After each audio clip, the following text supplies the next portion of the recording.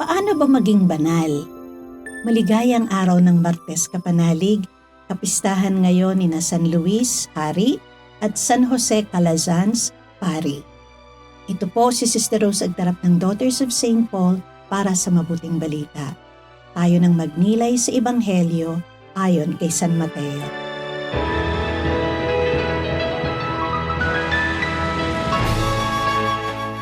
Sinabi ni Jesus, "Kawawa kayong mga guro ng batas at mga Pariseo, kayong mga mapagkunwari.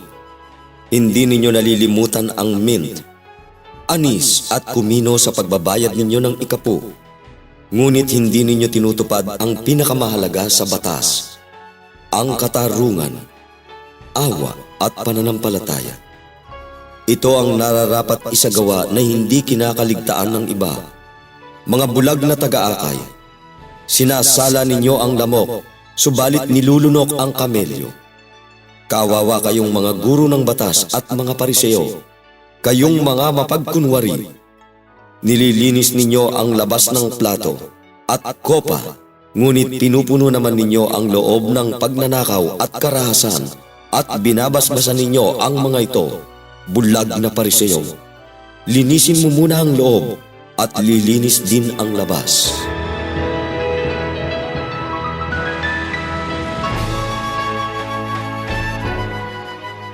Ibinahagi po ni Sister Imelda Samuing ng Daughters of St. Paul ang pagninilay ngayon.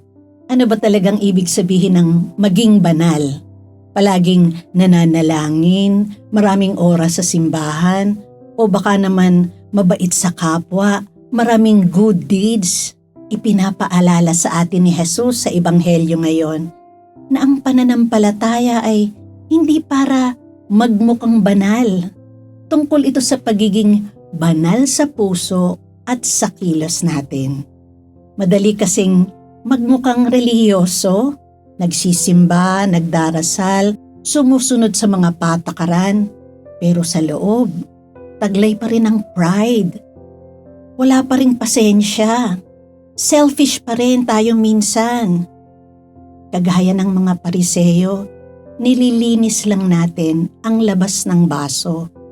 Pero hindi naman laging malinis ang loob. Naalala ko isang beses, nasa LRT ako. Nakita ko isang babaeng puno ng tato ang katawan. Naisip ko lang, bakit kaya hindi niya pinahalagahan ang katawang binigay sa kanya ng Diyos? Alam ba niyang templo ng Diyos ang katawan natin?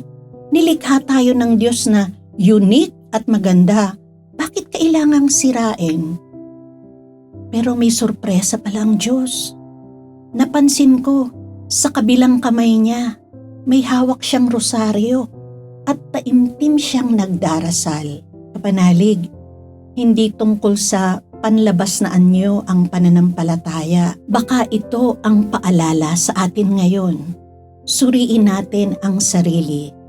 Baka gusto ng Diyos na mamuhay tayo ng tapat. Hayaan nating awa ang gumabay sa mga desisyon natin at mabuhay tayo sa katarungan. Alam niyo, kapag nakasalubong natin ang isang taong tunay na namumuhay para kay Kristo, nararamdaman natin agad ang kapayapaan at pag-ibig sa kilos nila. Kapag dalisay ang puso ng isang tao, natural lang nalalabas ang pag-ibig ng Diyos. Kasi totoo ang pananampalataya niya. Kapanalig, malinis ba ang labas at loob ng baso mo? Mga kapanalig, maraming salamat po sa inyong suporta sa aming misyon, lalong-lalo na sa aming mga donors at subscribers.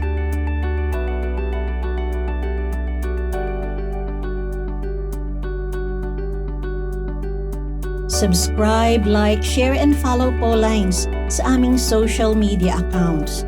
Patuloy po kaming humihingi ng inyong tulong upang maipagpatuloy ang programang ito. Maaari po ninyong ipadala ang inyong love offerings at donasyon sa aming donations channels. Ipadala rin po ninyo ang inyong mga intensyon at kahilingan at makakaasa kayo na isasama namin kayong lagi sa aming panalangin araw-araw.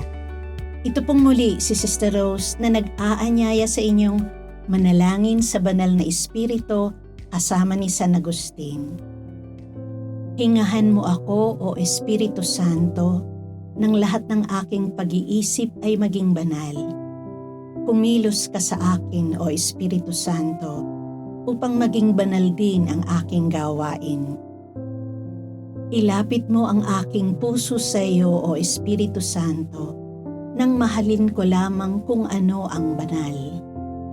Palakasin mo ako, O Espiritu Santo, upang ipagtanggol ang lahat ng banal. Ingatan mo ako, O Espiritu Santo, upang maging lagi akong banal. Amen.